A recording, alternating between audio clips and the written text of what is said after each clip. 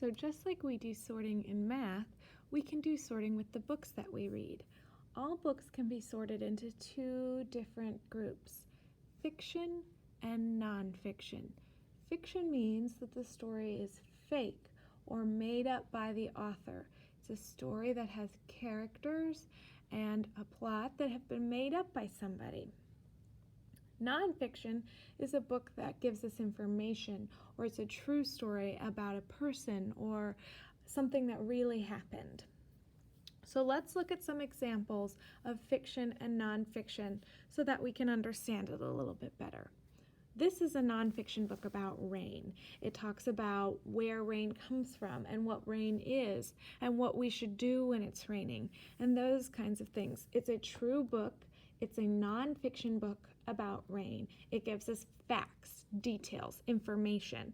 We can tell that it's a nonfiction book because when we open it up, we are learning true things. We also can tell because usually, but not always, usually with nonfiction books, the pictures are real photographs or they're drawn to look very real.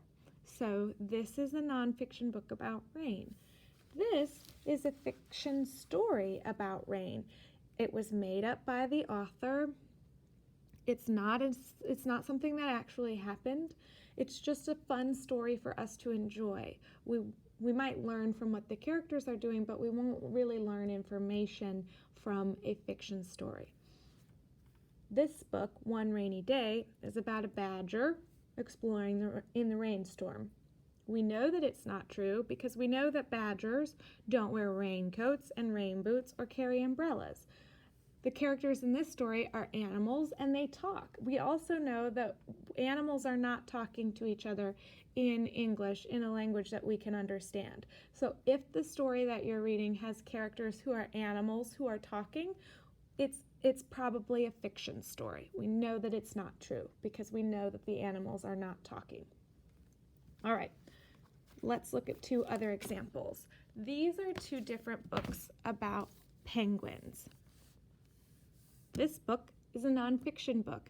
It's called The Penguin. We can tell that it's nonfiction again here because this is a real photograph of penguins, and the book gives us facts and information about what penguins do, how penguins look, what penguins eat. It's a book that its purpose is to teach us something about penguins. We can learn about penguins. This is a fiction story about penguins. It's called Be Brave, Little Penguin. It was made up by the author, and it's a story about a penguin who's learning how to dive. The penguin and her friends and her parents talk to each other, so we know that it's not true, and we can tell, right, the illustration looks a little bit like a cartoon. That doesn't always mean that it's fiction, but usually when the illustrations look a little bit like cartoons, we know that somebody's made it up. The purpose of this story is just to enjoy it, to love reading it. It's fun, right? And then my last two examples of fiction and nonfiction are about people. We talked earlier about how a lot of fiction stories have animals as characters, animals who are talking. And that's true especially of children's books, of books for kids. But fiction stories can also be about people.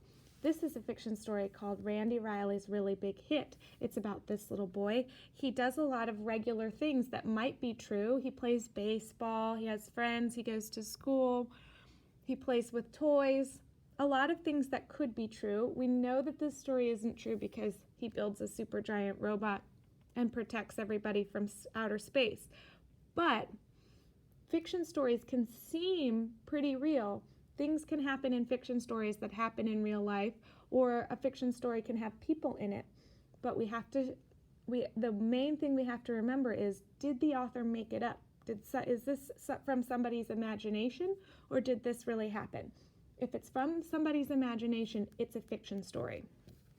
This is a nonfiction story called Odd Boy Out, and it's the story of Albert Einstein. Now, this nonfiction book is interesting because it doesn't use photographs or real pictures. It uses illustrations. They're paintings. But the things that are happening in the paintings are things that are real, that really happened It's telling the story of Albert Einstein's life. It's a true story. It's about a real person who lived. That is why it's a nonfiction story. It's true. We can learn something from it about Albert Einstein's life.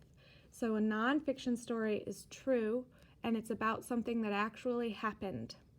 You could write a nonfiction story about what you did last weekend, or a nonfiction story about your birthday. You could also write a fiction story if you use your imagination, right? You could write a fiction story about building a rocket ship and going to the moon, or about running away to the zoo.